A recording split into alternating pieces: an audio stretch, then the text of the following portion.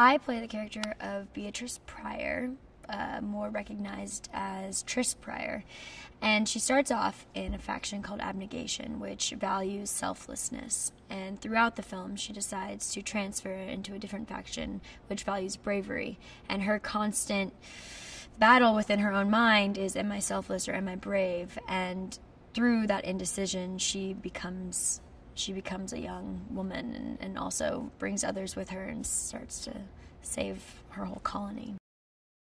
I see Divergent as a movie about integrity. It follows a young adult, a young woman who leaves a faction behind which values selflessness and transfers herself into a faction that values bravery. And there's another faction that values intelligence who is trying to take over many things that they don't have the rights to take over.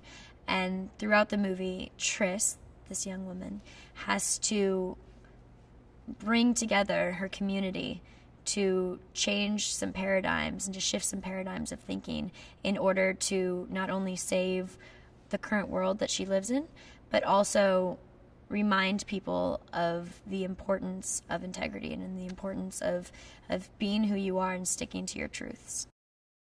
Divergent visually is going to be extremely compelling, and I think that's going to bring a lot of people in because it's this new world and it's full of new experiences and new walls to sort of explore.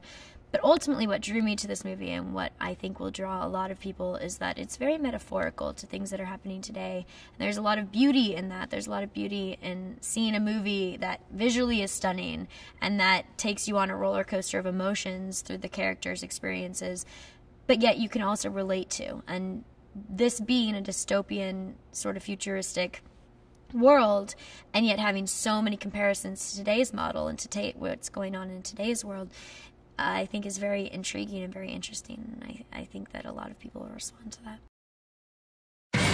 異端者がその力に覚醒し操られた世界の最後の希望となる。You can change everything.